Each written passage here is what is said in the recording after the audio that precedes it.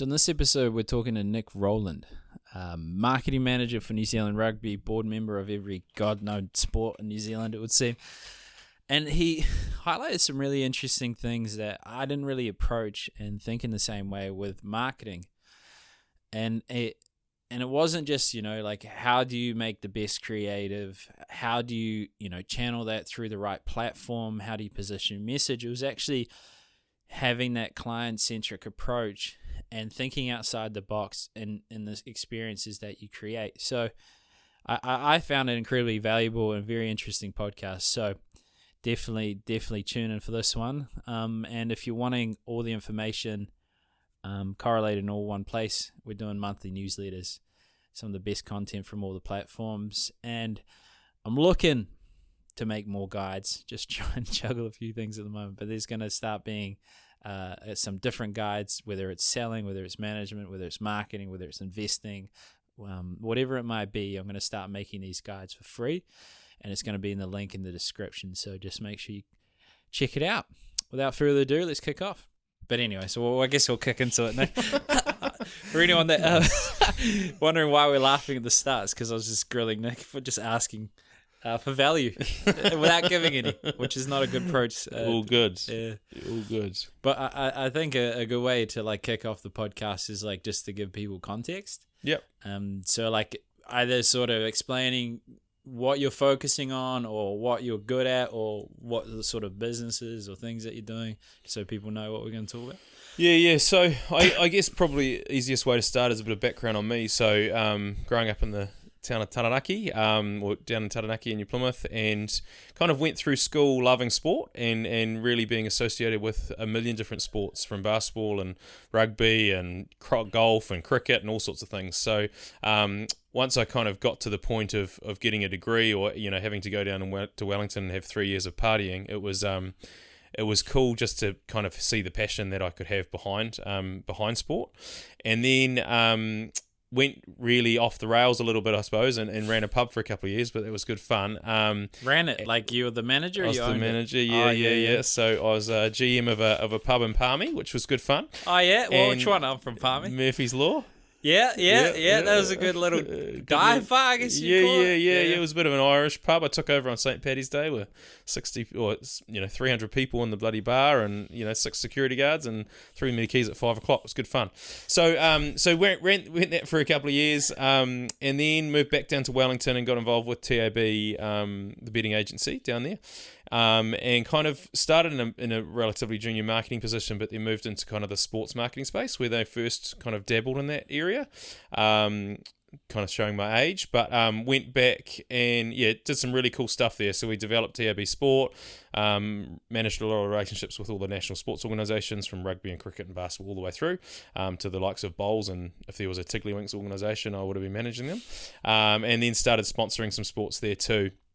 And kind of found the love of being on the business side of sport. So, up until then, I guess I've been player and not necessarily a good one, but still enjoyed the camaraderie of kids and interacting with mates and, hanging out on the weekends with them and that sort of thing. So now I was seeing kind of the business side of it, which was cool. And then from there, went over to New Zealand Golf, or moved up to Auckland, went to New Zealand Golf, and kind of took over their commercial portfolio there. So it was really a kind of sales-driven role, and was there for a couple of years, and then went into my own business and kind of worked across a range of different sports from a consultancy point of view. Established my own events, worked with some pretty cool athletes. Did a range of different stuff over probably 6 years, which was awesome. And then COVID hit, so that was a bit of fun when we went through that kind of process. And sports and events kind of shut doors overnight, and it went. The consultancy wasn't in the best shape, I suppose, at that point. So did that for a few years though, and then I kind of had a sideline gig with Zoomy, which is a rideshare company here in New Zealand, competing against Uber, doing some marketing for them on a part-time basis. So that was also really good fun. And then in the last little while, I've been at New Zealand Rugby, kind of running the marketing portfolio there for the teams in black and sevens and various other aspects of that business. So it's good fun. So I'm still involved in sport, hugely passionate, and kind of love what I do. And so that for me, is ticking all the boxes right now at this age, I suppose. Fuck, mate, you went in full PR mode. You can swear on this, by the way. You don't have to. I will. All good. But, yeah, okay, so we got the context. Got the context. Yeah. With cricket, what were you good at in cricket? What were you, bowler, bats, I and was a fields? terrible cricketer. I was known for the what do you call it the lollipop? I was known for the lollipop. So usually within an over, I'd be throwing a lollipop, which was basically a ball that just went so high it was pointless of trying to even hit it, and usually would miss the batsman and miss the wicket keeper. So gave up cricket at a relatively young age at 14, and carried on kind of down the rugby basketball path from there. Same. Interesting. I gave up cricket for different reasons. I gave it up because I got scared of the ball. It started coming too fast. So strangely though, I kept playing rugby. I was a blindside flanker and point guard in basketball. Nice. 5'6", 50 kilos. Now doubled everything. But it developed skills. I think one of the most valuable things I got out of sport, outside the camaraderie and challenging yourself, was an outlet for aggression. Yeah. Sounds kind of fucked, but I feel like in society they demonize it in a way, and I think worthwhile competition and the spirits of rules.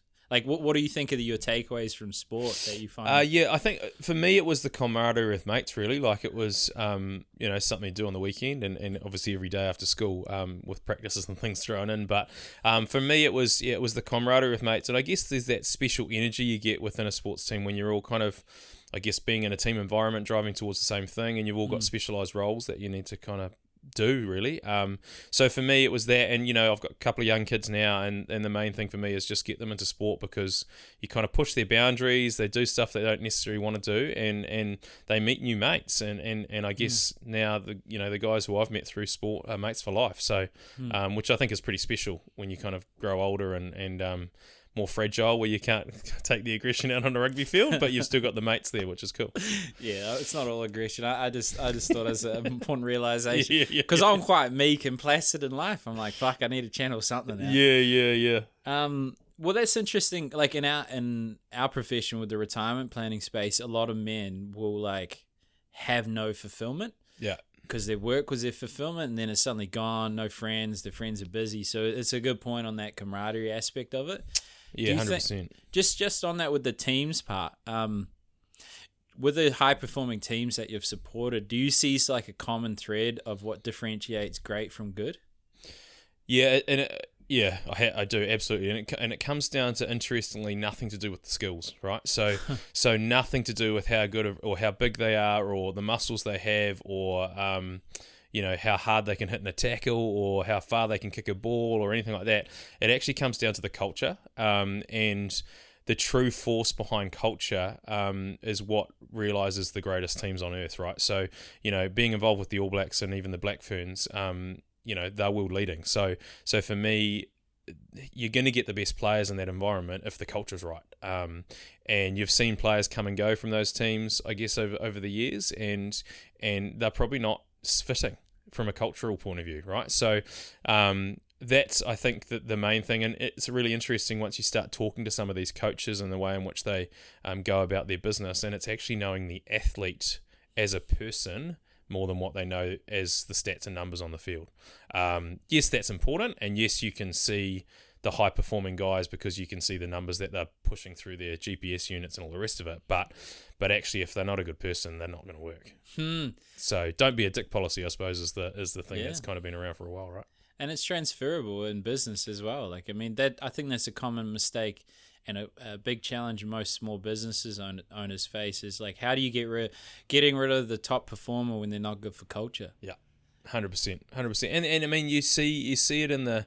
It's really interesting. I always like to make the comparison especially in the NBA, when you've got these kids that are almost blowing up from the age of 10, because they're a good baller, and then they get to a team. And we saw it with the LA Lakers this year. Look at the names they had in that team, yet they didn't perform. And you've got these other teams like Boston and them that are performing because the culture's right in that organisation. So it's really, really interesting, because at the end of the day, skills are one thing, and they'll get you so far. But if you haven't got your culture right, and if you haven't got your attitude right, then you're not going to get very far at all. I should ask you about marketing eventually. I'm good at this. But like, what makes a good culture in your eyes? Like, is it a value set? Is it a vision? Is it the process of which you hire? Is it a system of communication? I think in a way, it's a lot of things. I don't think there's one necessarily thing. I think there's a leadership portion that needs to come from the top. Oh, there's Siri. That's good. Yeah, she doesn't understand about culture, does she? Well, what would the listeners think if Sherry doesn't get it with all her data? Exactly. So I think, there's a little bit that's led from the top, but I think you need true buy-in from senior people within the environment, right? So you've got, even in business, you can have a CEO who's got the best culture set, but if the senior management team hasn't got it either, and then it doesn't filter all the way through to the receptionist or the person doing admin out the back, folding envelopes and all that sort of stuff. It needs to kind of roll right through the organisation. I think what's really unique in business as well as sport is it's the stuff you do together that is outside of the work or is outside of the sport. So, it's the away days you can do with the team that kind of everyone can take their work hat off and actually be them. And I think people get scared to do that in business and in sport because they think they should be like someone. Whereas there's the age-old thing of, I guess in the All Blacks, you're given that jersey because you're the best player in that position and you're the best person for it. So just be you. Don't try and be, Sonny Bill or someone else within the team. So, and I think that's really important. If people can realise their true self and they can, I guess, go down that path of both in business and in sport and whatever you're wanting to do, mates and groups of friends and that sort of thing. But if you can be your true self and allow yourself to learn and be part of something that can be bigger than just you, then I think that's kind of important when you're building cultures. As I say, there's a million different things you can probably dive down, but those for me are some of the calls, I suppose. There's a good story when you're talking. I was thinking, when John F. Kennedy, he went to NASA, and that's when they, I don't know if it was, I think their goal was to go on the moon. I might have got the dates off. Someone else told me the story, but it sounded fucking great to illustrate what you said. Don't ask me about history. But he walked in and asked the janitor, "Oh, what are you doing in here, sir?" And he's like, "I'm helping people get to the moon, sir." Yeah, that's right. Exactly. And that's what you talked about with the admin, like every component is working towards that vision. And like early on in when I was getting taught leadership training, was that they say, that people won't get on a bus if they don't know where it's going. Yeah. And I think we made that mistake in businesses, like hiring people and trying to force them into your vision instead of hiring people whose vision is going to contribute to yours. So then they're motivated by them. It has nothing to do with you. Who gives a fuck about your business, to be honest? Who's coming in? Oh, I can't wait to make Ryan all this money. Yeah. No. 100%. And that's exactly right. If you can, if everyone's on the bus together, it's far better than someone having a vision that wants to go this way and then everyone else says, no, that's not going to work for us. So I think the vision's important. And I always, play with this in my own mind, actually, because the vision needs to come from a leader in the first instance about where that business wants to go or where that sports team wants to go. But the leaders needs to be pretty special in order to not let it look like it's come from him, if you know what I mean, or that person. Or her. I'm getting quite person. deep. Yeah, I'm getting quite deep here. But you know what I mean? Like it's could be non-binary. Yeah, well that's right, it could be anything. But what I'm trying to say is the vision needs to almost be infiltrated through the business without kind of saying this is the vision and this is where we're heading. Yeah, like it's dictator. Yeah. Well, I think there's missions within the vision. Because it depends. Like if you've got an established organization and suddenly you decided the vision, that's stupid. I think it should be a collaborative approach. If you're wanting to use the existing staff, you help them contribute to where they're going. But if you're starting out or you've got a small crew, then you just speak to the vision you're incredibly passionate about. But I think one of the most powerful things you can give people is trust and responsibility. And instead of trying to micromanage the process and just, everything bottled next to you, oh, Ryan's got his fucking ego inflated. Yeah, let's go ask him because he's all knowing. I don't know what's going to happen, but if they take responsibility and understand what led to the decision process, when we're out in the field, they're doing it all by themselves. 100%. Yeah, 100%.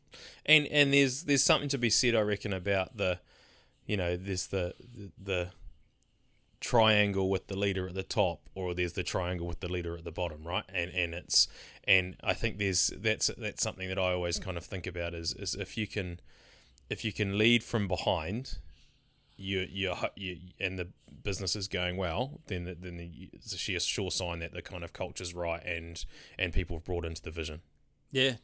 Yeah, like, fuck, I'd hate to come in and, like, everyone's having a melt. Like, you have one day off and the whole thing implodes because everything's you. Yeah, exactly. You might feel pretty. Exactly. You might feel top of the rain, but your business sucks. You got a job. Exactly. But speaking of marketing, finally. Yes. Well, actually, I think it's interesting because it sounds like you had to pivot yourself a few times to sort of bring in revenue because it suddenly dropped and changed. Like, I think that's valuable. I think, like, especially on LinkedIn, everyone's like, I'm so pretty, I'm killing it. But we know we're all struggling. I mean, she was a tough couple of years, right? And we've just come through a really tough time in the history of the world, I suppose. And for me, I guess I was in, so I was at Zoomy. Sumi's business sold, and so my role kind of finished up there because they were going down a different path with that. That happened in February February 2020, so just before COVID hit.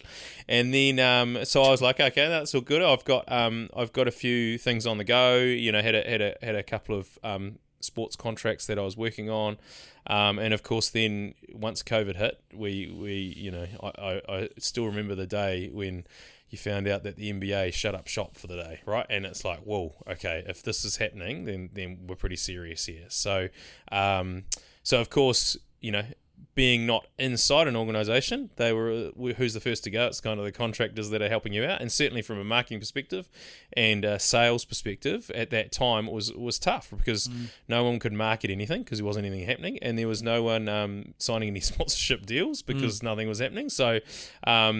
I went into a bit of a lull. My wife had come out. She'd just had our second born, so she was on maternity leave. So she was a tough spot there for a while. And I diversified completely and went, okay, well, what have I learned out of Zoomy? Let's at least do something with that. I looked at starting an on-demand delivery business, so did quite a bit of work on that, which was awesome, and we were looking to build the kind of tech stack in behind it, and I was getting out there meeting some new businesses that I was going to contract in with, and we had a pretty unique offering at the time, and to the point where I was, had my very basic kind of prototype ready to go, and I was working with Lion Nathan with Liquor King and doing on-demand delivery with the alcohol piece. That was popular. And so and obviously we were just about to kind of push go, and I got the call up from New Zealand Rugby, and they said, "Oh look, we've got a marketing role. Are you interested?" And so I said, "Oh well, yeah, shit, I might as well." And unfortunately, I had to make that phone call to Lion Nathan and say, "Sorry, mate, I'm out." But I guess I always joke when you get the call up from the national team, you can't say no, right? So I jumped on in there, and then I guess being in that true marketing position is really cool, and it's a changing business. With I think today is the final day of my New Zealand Rugby contract, and then tomorrow I jump into this New Zealand Rugby commercial limited partnership, which is the Silver Lake deal that's just kind of worked through, private investment coming into the sport, and she's been a bit of a changing beast over the last 10 months, but it's exciting, and I think we're in a really, there's been two things that have happened in the world of, I guess, rugby over the years, and one was when it went professionalism, and this is the next one for this sport in this country is the private equity coming into a national sports organisation. Explain cool. What the fuck? Sorry, private equity. So what? People are investing into sport. Correct. Yeah. So all the commercial rights that sit behind the New Zealand Rugby sit now as of tomorrow will sit in a separate business, and private equity is being invested into that separate business. And still the majority ownership sits with New Zealand Rugby, but there's a certain percentage that gets carved off for some private equity, which is just all the commercial rights, so TV rights, sponsorship deals, ticket sales, all that sort of thing. Interesting. They probably won't do this, but I'm wondering how valuable smart contracts and blockchain, like NFTs, like having like a. Because essentially what you can do is have a built-in royalty that any time it changes hands, it still brings revenue to the company, and it's a fast, efficient way to do it, and it would be a pioneer thing, and there'd be a lot of prestige around it, but then there's also the component of like, Ethereum crashing and Bitcoin crashing. Just so you know, I just do boring managed funds in KiwiSaver. I'm not saying invest in crypto, but I just, from a business standpoint, like any sort of new innovation, like not so much this with the NFT part, but like, have you seen historically through your career where there's been naysayers about marketing, whether it's like when Facebook first came out, they just thought it was for college kids, Instagram just for photography, LinkedIn just for jobs. Yeah, it's interesting. I think I have probably a slightly different take on a straight marketing thing. So for me, it's more about how can you infiltrate with customers, fans, and get them to, I guess, be inspired in a way. And for me, even in the partnerships world, if we go down that kind of path, everything I've said all the time within the partnerships world around sponsorship and things is it needs to be win-win-win at least. So win-win-win being it's a win for the sport, it's a win for the commercial partner, but most importantly, that third win, it's a win for the fan or the customer. So there's no point in doing anything. And I think that same kind of mantra comes into marketing, right? So put the fans at the forefront, and then what can you do? And you can kind of you can do some really cool stuff and be really innovative. So for me, all of the Facebooks and the LinkedIns and they're just tools, right? At the end of the day, it's the idea that's going to win. And then it's how you utilize the current tools that are in the environment to get that message out, or to get that, portray that whatever you're trying to do, to the fans and to the customers. So for me, newspapers are still around, radio still works. There's all these new age kind of digital stuff, but you still can't fast forward radio and people listen to it in the car. So there's still an aspect of this old school stuff that works. But yes, there's a place for the new tools that are kind of coming in as well. And going down into the crypto path, again, the Web3 will develop new ways of doing things again. And I guess that's what the future looks like, and we can be as planned as possible, but then something like COVID hits as well. So you got to be nimble. And I think that's what is unique for New Zealand businesses, is because they aren't these big behemoths. We have to be creative, we have to be innovative, and we have to be nimble, because we don't just have 40 million customers sitting on a doorstep to go and do something. True. Yeah, I mean, that's the challenge most businesses face in New Zealand. Like, they reach a certain scale and they can't grow anymore. So what they do is they pay more dividends, they pay more profits to their shareholders. I'm what, bro? Like that in NFT, like, I don't know. Does New Zealand Rugby include All Blacks? I'm simple with my understanding. So like, imagine like a NFT has a utility or access to a particular player, like a captain, once a year, and that would be like same thing. And if there's a collectible card or a collectible memory that's associated that has certain nostalgia, like NBA was doing that. Yeah. Look, there's a million sports doing it, right? And we're not afraid of it either. I mean, I'd be wrong to say that we're not looking at it. So I think from New Zealand Rugby's perspective, we want to lead, and we can lead still in the New Zealand sense from that perspective. I guess we've got a brand that's pretty powerful. So we've got lots of opportunity. And so, 100%. I'd be wrong to say we're not looking at it. I think you just got to be quite careful with this stuff as well, right? Because it's lifetime. Yeah. And you can't it's not a flash in the pan kind of 3-year sponsorship deal. This is a lifetime value you got to bring. And that's what's really unique, I think, with Web3. And that takes a lot of getting your head around, and you don't want to go too fast and do something wrong and annoy fans, because at the end of the day you want to bring them with you, and it's a long-term decision that needs to kind of happen. And you've seen some sports, I think, I can't remember who it was, an Arsenal or a Man City or something, went out with a fan token, and it came out, they made a shitload of money off it as a sport, as a sports organization, and then the value of that fan token dropped right off, right? And it's all well and good, because people, I guess, investing in crypto and fan tokens and stuff at the moment are of the ilk where some will dive, some will make money. For I guess the big concern is when you get 3 sales down that process to the mum and dad investor in New Zealand who's a true blue fan of the All Blacks or Black Ferns, what happens then when the value's completely dropped out? So you've just got to be mindful and weigh up, I guess, your morals as to how you want to go about it. And yeah, it's certainly an interesting space, and I think it is hitting like a steam train, and sports can help lead that education process as well around it. So, and that's why I think the NBA did really well. They did this big NFT thing, so people could kind of start understanding what it was all about. Yeah, and that's what's stopping me at the moment. I'm mindful that anytime there's a meaningful change to the landscape, people resist it. And I'm just trying to be malleable to it, and I can't ensure that the people that would invest in, let's say, set one up, I can't ensure that they won't lose money. No, so that's what's stopping me too. But it's such a, I just don't want to ever lose my curiosity and get stagnant. Yeah, 100%. But you said some interesting things about marketing around, the inspiration of an idea. Do you think, unpacking, I know you sort of do the different sports teams, but what do you think led to the All Black building that brand? Like if you were to unpack it. Yeah, and it's a long time, right? It's 140 years or something of that brand. But I think winning on the world stage is obviously a big part of it. And for us, that is still part of, winning with mana is still part of our strategy, right? And actually, it probably has been winning on the world stage, but now with winning with mana, it's a completely different take on that, right? Because you still got to be a good person when you win. So it's taking away that arrogance, I guess, that some sports teams have on a global stage. So from our perspective, winning certainly helps.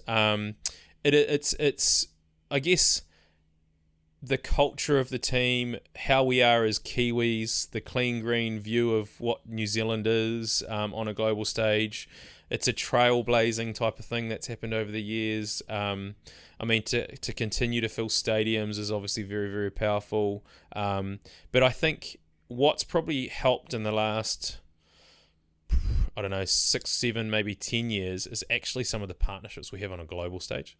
So the AIGs, for example, obviously they've just moved on and we've got these new ones coming in, but they actually help promote us globally as opposed to just what we could get with partners within the New Zealand environment. Not saying that that's a bad thing, but because we obviously need those partners in the New Zealand environment. But when you've got someone with the power of the likes of AIG talking about you in Japan, America, Europe, that's huge kudos that we get from that partnership, as opposed to just being the All Blacks brand that's going up. I mean, Adidas is another one, right? Obviously, they've been there for a long time. We talk directly with global Adidas, suppliers around the development of the kit and all the rest of it. So it's when you've got those kind of brands talking about you globally, then that gives you a lot more power in that global sense. But had we not kept winning, it would have been different, right? Yeah. So you still have to win.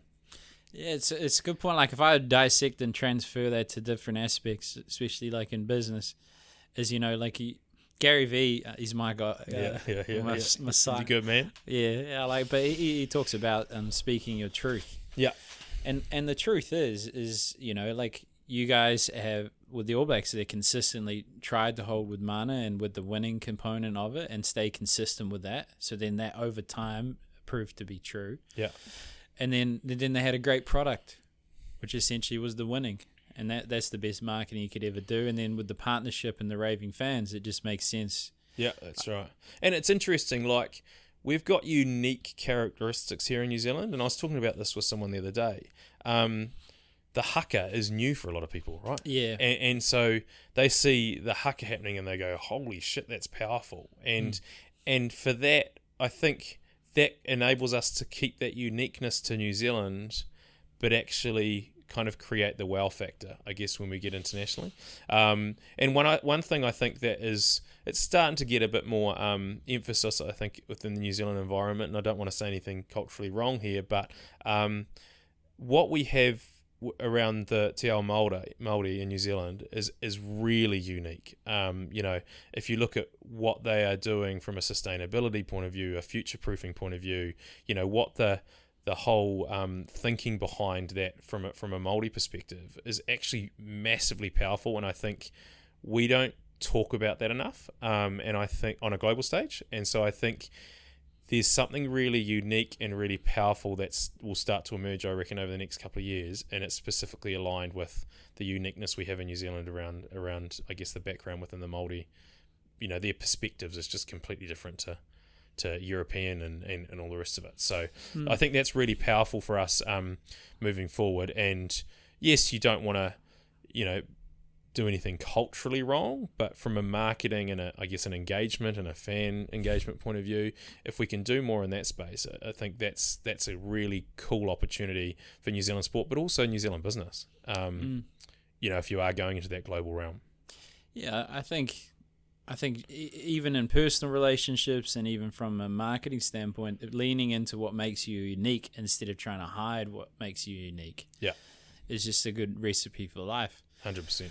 And as long as it's not doing it in an exploitative way and that, I guess, key decision makers, like, it's hard to speak for a whole race. Like, I don't know anything about white people. I just met you, sort of getting a vibe. Yeah.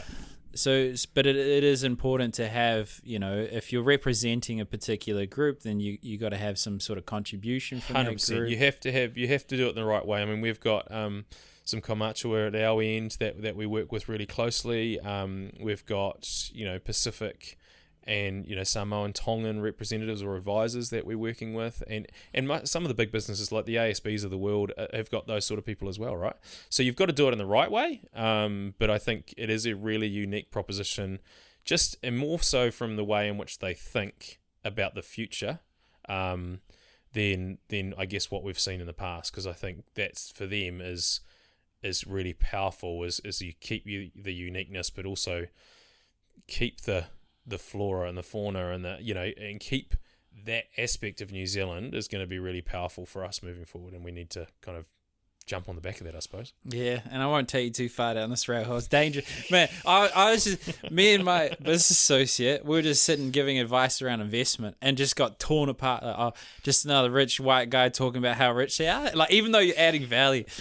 So I think it's an important thing not to dig in too much. But I think my core is, like, it doesn't matter who you are. Like, the content of your idea or your character is based on you, not just some sort of, group that you fall into. Yeah. Oh, 100%. And I'm a true believer of that. And I think, it's the uniqueness. It's how you can bring fans and customers with you on a journey. It's not just your staff, right? You've got to think about things, and that's where marketing, I guess, is really powerful. Sometimes it's about sales, but not all the time. And it's how do you, you've seen the growth of kind of the corporate social responsibility and what they're doing from a charity point of view or sustainability point of view, or diversity and inclusion is a big part of that. So it's bringing your staff with you, but most importantly, bring your customers with you and do it alongside them. It's fair. Or changing tack. Yes, change tack. Well, it's just such a dangerous and emotionally charged thing. There's even, like, brain actually flips its lid, literally. Like, when the limbic system will go like this, so then it's hard to think rationally. So, people link it to their identity. So it's much easier not to go direct, but just to help, go the long way around. The longest way around is the fastest way home. Nice. Moving on swiftly. So, marketing. So, do you think there's sort of universal truths in marketing that can be transferable, like principles that you should adhere by, whether it's like putting the client first always, where you're only adding value, whether it's inspiration or distraction and information?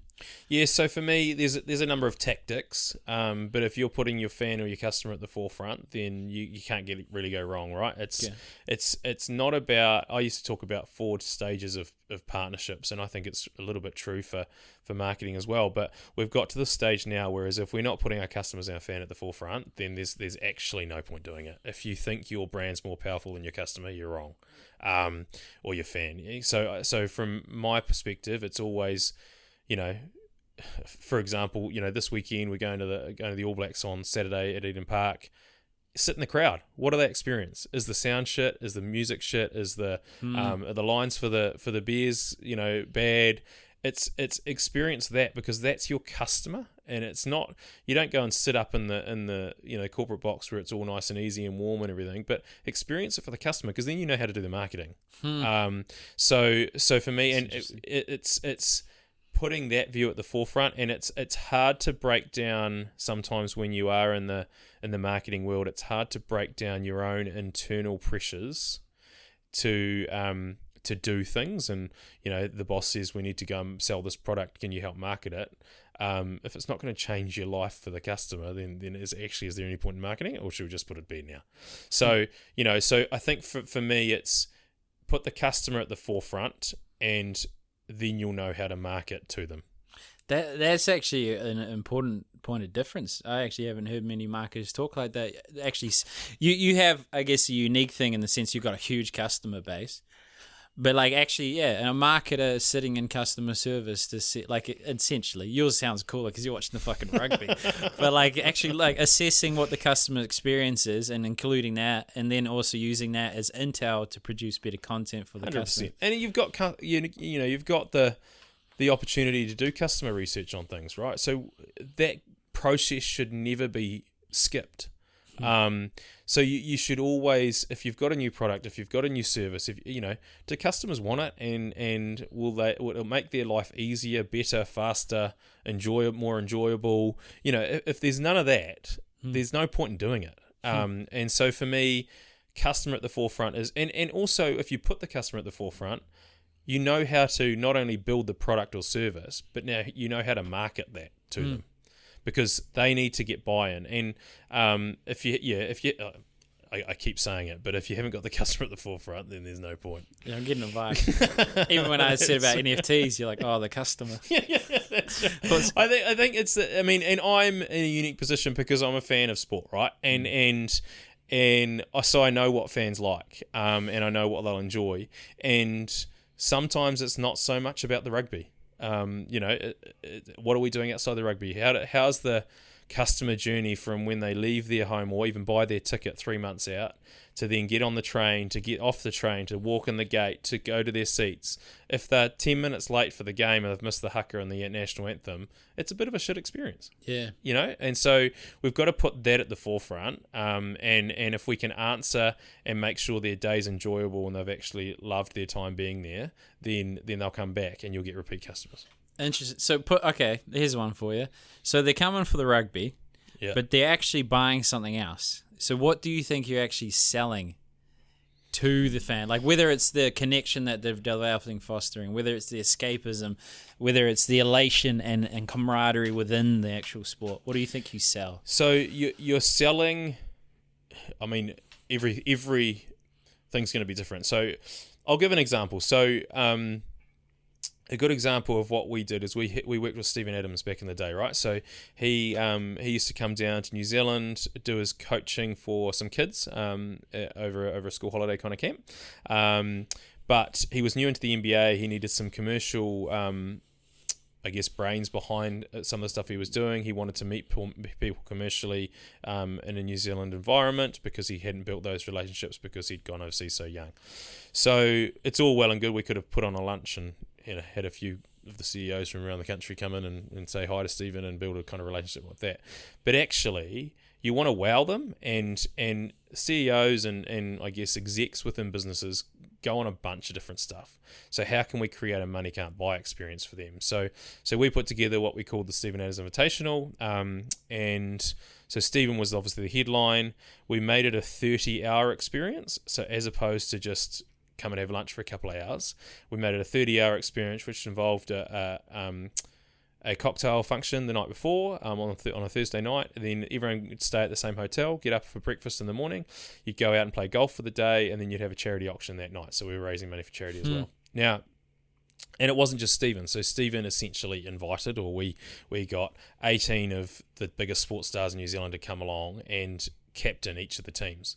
So yes, you got exposure with Stephen and got to meet him and build a relationship with him and his agents, and the GM of Oklahoma came down and all sorts of things. So you got to do that, but also you got to spend those 30 hours with Bodie Barrett or Joe Parker or Tim Southey or something along those sort of lines. So you actually got to have this enjoyable experience even without Stephen being involved. Although you got that as an added bonus. The way in which we got the athletes along, we didn't pay not a single one of them to come and get involved. We put on a private function for them after the cocktail function where they all got to meet Stephen as well, because they're all big fans as well, right? So we had Ryan Nelson fly in from the States. We had the second year we ran it, we had Mark Rippon, who was I think it was the 92 Washington Redskins quarterback MVP when they won Super Bowl.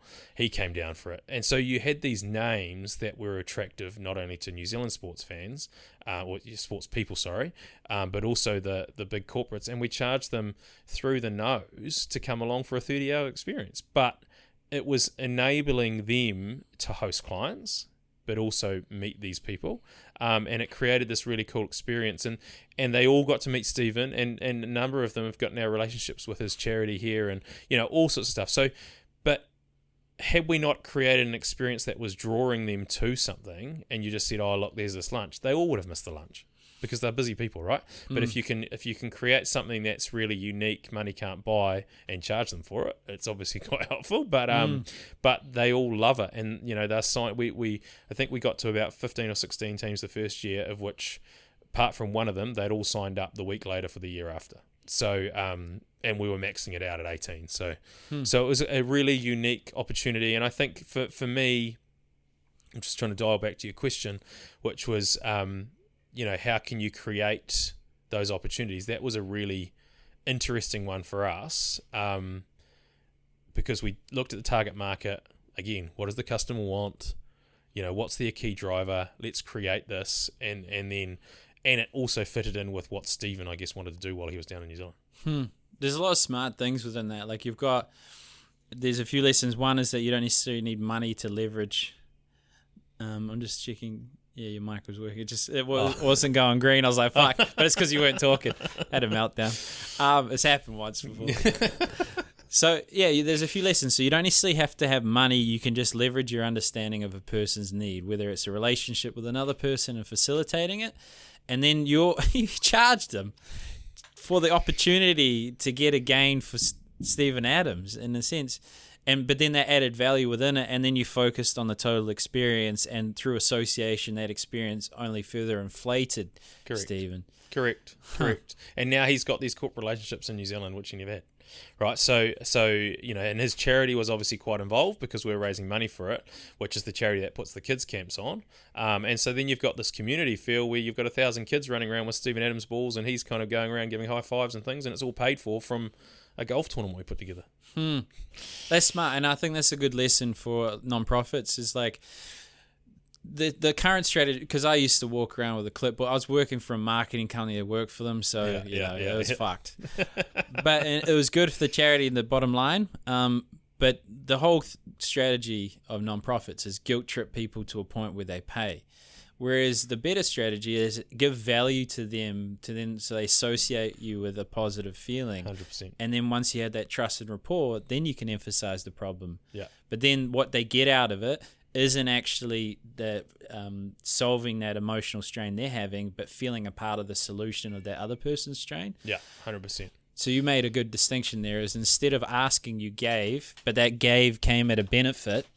And so that's right, and it's a long-term benefit, right? Like, people still wear the caps around that we gave them. They still wear the jerseys because they're proud that they were part of something. We gave away, little simple things, but it made their experience a little bit better. Was like a tag on their golf bag which said Stephen Adams Invitational in the year they did it, and then that's signed by Stephen, and it's things like that then goes out to bloody the Grange Golf Club when they're playing out there, and did you play in the Stephen Adams? What's that about? And it kind of gets the talkability going.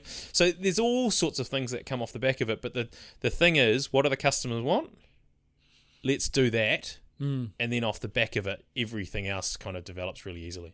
There's something crazy about what you said with that hat, with the merchandise and the thing that goes on the golf club. Because, like, I used to sell medical devices that help people with the mobility. Yeah. And there was like really expensive ones, and there was like a little thing that wasn't as expensive. Yeah. And what you would do is you get them to fall on, you focus on their values, their goals, and the solutions to their problems, and they would start associating all that with the small cheap thing, and then you say it comes with the big thing, and just because of that small association, that attachment to that led them to do the big ticket item, which, if you think about it, these people that had the fear of loss and feel like they're not involved, and seeing this cunt that went, shouldn't say the C word, it's a bit strong for some people, but like they see it in this golf, like, I want this, and is that the only place you could get it? Like, if you went, it's really smart. Yeah, it's really smart. It's funny, like, I did when I was at the TAB, actually, we sponsored the Wellington Phoenix at the time, and we did a thing for the members. So you sign up for your membership, you get your tickets to the game every week, and and we said to them, well, we want to do something for your members, and it didn't cost us bugger all, but we brought I can't remember how many members, a couple of thousand, 3,000 or something. So we got 3,000 Wellington Phoenix hats done up and put our logo on the side of them. And we just gave them out as a surprise and delight. We didn't tell anyone they were getting it. A surprise and delight as part of their membership pack. They got an extra TAB hat.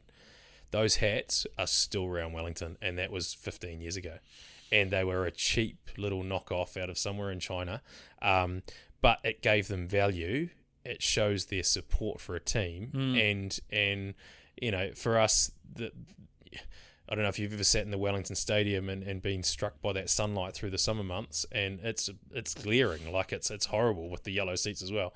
And so a hat just sheltered them a little bit from the sun. It was something they could wear at the game, showed that they were a supporter, and still to this day it's giving them value, and it probably cost $2. So you don't have to spend a lot of money, but it's something that the customer wanted. Our brand's now getting out there for 15 years later, and it's again. What was the win there? It was putting the customer at the forefront. What do they want and what do they need? Don't tell them about it, just surprise them, and away you go. And merch is so powerful. Merch is so powerful. Yeah, I probably had to get through that mental hang-up. I just hate stuff. Everything. My whole life, I could carry what I own. Like except the car now. 100%. And I agree. Yeah. But if you've got a true love for the team and there's a brand on it, then people will like it. Well, essentially, I'm being selfish because some people may want that component, may love that experience, and I'm just projecting my limitations. I have to think about it. So it sounds like you got quite a lot of an innovative way to approach things with the client first, so you're not necessarily the traditional sales, SEO sort of marketing kind of guy. So what are those sort of... Is there a framework that you approach things? So you've got this customer-centric component, because innovation, I see, is just a combination of 1,000 other people's ideas that you culminated to make sense for what you're doing. What's your process for an innovation, or what sort of a consistency that you might see with your approach to marketing? So process and innovation should never be used in the same word. Yeah. Same sentence. Yeah. So for me,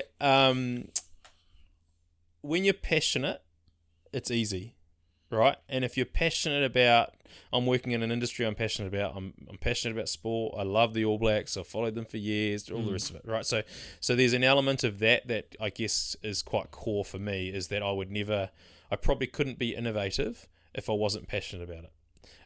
And so for me, as you kind of touched on, seeing a million ideas, and I'm passionate about the business of sport. So even on the weekend, I'm looking at something that the NFL's done, right? And you kind of take a little bit from there, and not that I sit there and go, what did the NFL do, and kind of try and explain it in 10 bullet points, and then how do I match that up with these 10 bullet points from the Manchester United, and it's not that. It's just being aware and seeing stuff that I'm passionate about anyway, that I'd probably be watching even if I was working at a bank. Yeah.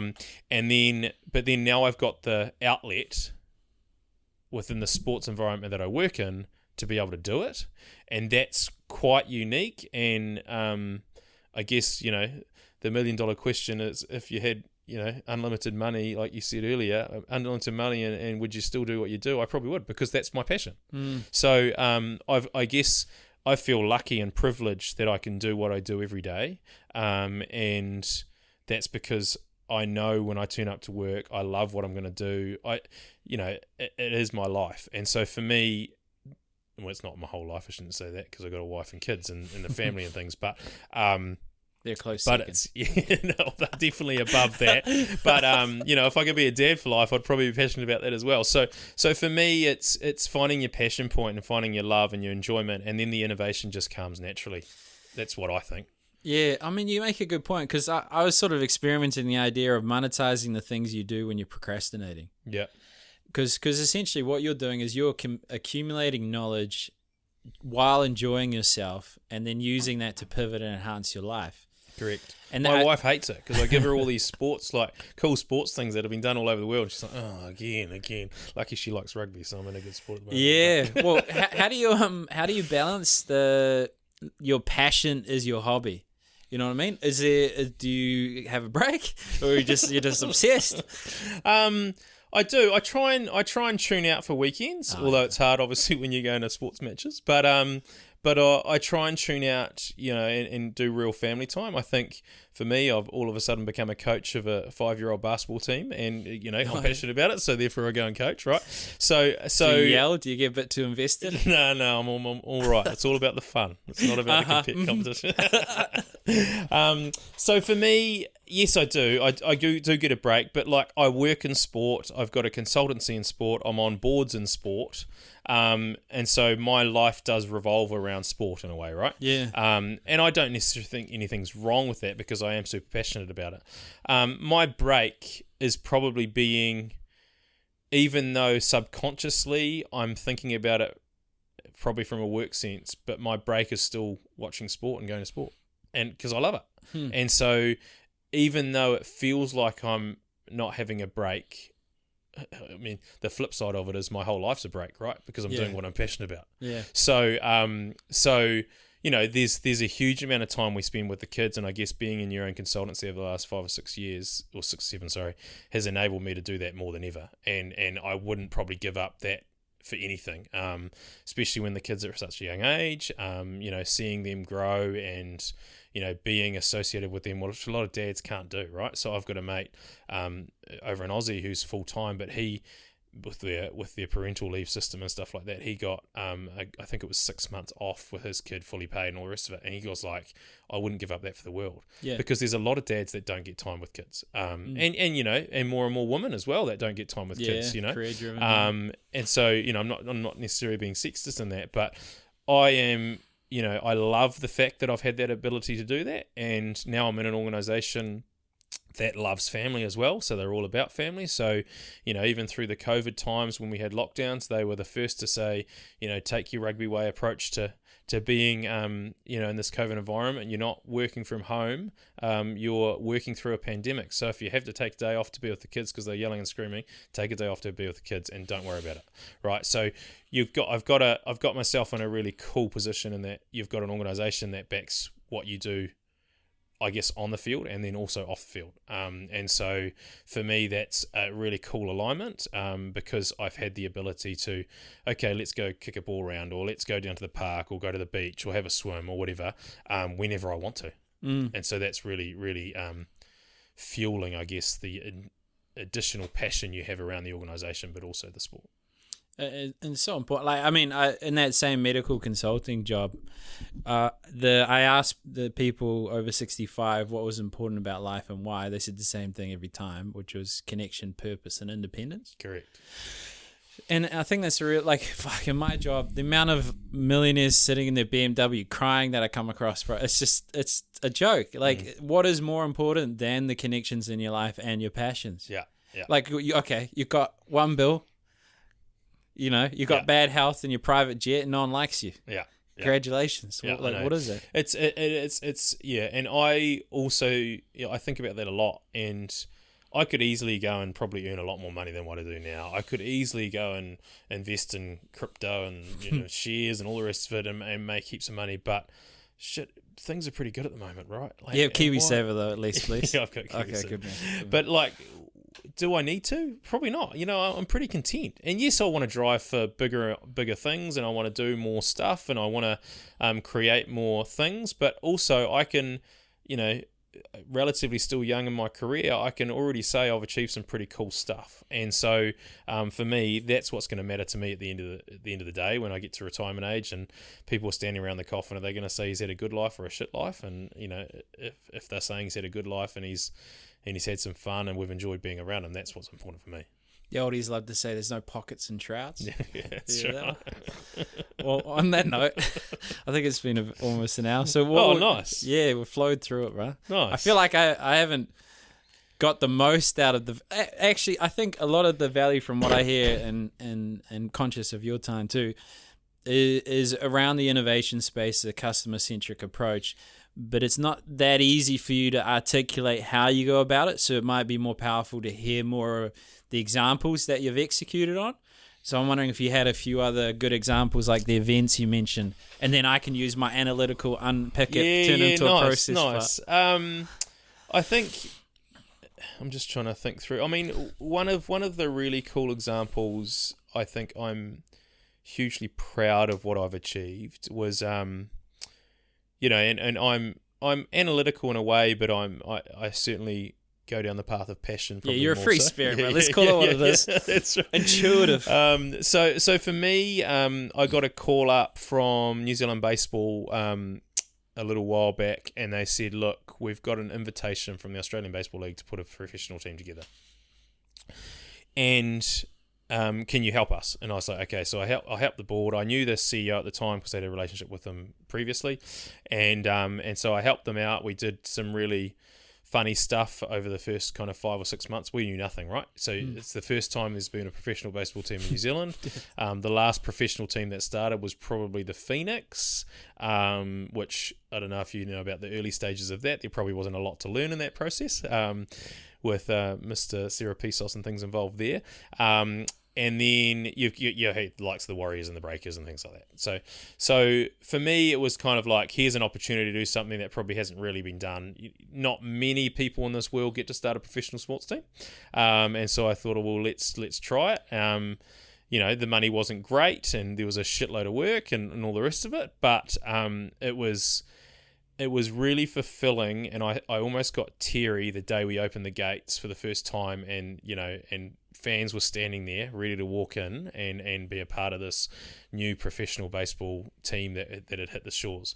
And for me, it took all sorts of sweat, guts, pulling people left, right and centre, pulling 80, 90, 100-hour weeks on top of my day job. It was hectic. We went through all sorts of dives with it was going to be here, then it wasn't, then it was, then there was a bit of investment that came in here, so we'll take a punt, or we can't play there because there's no lights, so let's try this other shitty field out west. Well, there's no grandstands, okay, well, let's get some grandstands in. We basically built a stadium in a week, a baseball stadium, and put this team on, and we had one of the players, which is really probably underrated within the New Zealand sports environment. He got signed for $2 million by the Texas Rangers straight out of high school, and he was playing for us, and that's more than what any All Black earns, right? And so, or from a playing perspective. And here he was sitting in our bloody thing throwing, and a really thing I remember about this was he's throwing a ball with a 4-year-old kid who'd come down and as part of a fan open day, and they're throwing a ball backwards and forwards now, and then the kid got to keep the ball and he signed it, right? Now, he won't know who that guy is, but this kid's now got a baseball that he can throw in the backyard, and he's going to be a baseball advocate for life. And so for me, one, I was really proud to be able to put together a professional baseball team and the blood, sweat and tears that went into that. But then two, it was that inspiration for the next generation, and it was enabling a pathway at the time, although it's fallen over since because of COVID and things like that, but it enabled a pathway for our young next generation to be involved in something that I didn't play baseball, but I got enjoyment out of sport and team sport. And so for me, that's where my heart lies, is how can we get that 4-year-old to then be part of a baseball team, to then learn and grow, potentially get a contract in America, and then life goes on. Mate, you almost got me teary-eyed. You got away with words, my friend. I think it is. I think it's that underlying passion and desire to help the person that comes along, because you are that person that comes along. I think that's the biggest mistake I see with salespeople, is not selling to themselves first. Yeah. Like actually doing something you believe in. Yeah. And then you just made the most beautiful, not sales pitch, just telling a story, but it was moving. Like it genuinely was. And I think, for me, we went through all sorts, right? Both personally and professionally in that environment. But then when you got to the gate, there's a merch stand there. Someone's brought a cap that you've developed the brand for, that you've promoted. You've then got to open the gate and say, welcome to the day one of the Auckland Tuatara. And these kids are coming in and they're like, eyes glowing, what's this all about? They've never seen a baseball game in their life because it's not really played here. And and they're wearing your merch around town, and they're buying your tickets, and something worked, right?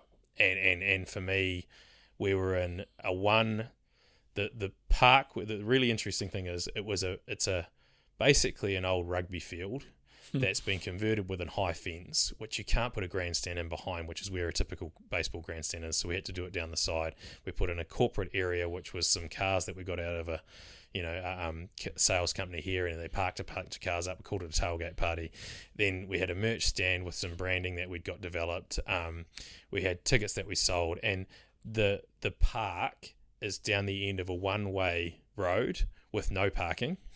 So people had to walk at least 20 minutes to get to the freaking field, and you've got a professional baseball outfit. Like it was very Kiwi, number 8 wire, all the rest of it. We call it the a zip tie stadium. Like it was all zip tied together. There was wind blew hard one day, and all the back fence was blowing over. So we tied some cars up with some ropes, and held the thing up. We had a big screen sitting in there, and it's down the back in the middle of West Auckland, where there's no shops around or anything. It's just on a normal old street, and we did it, and it was 3 weeks there. It was live on Sky. We had viewership all over the world, both in New Zealand and Australia, but then also globally, and yeah, it worked.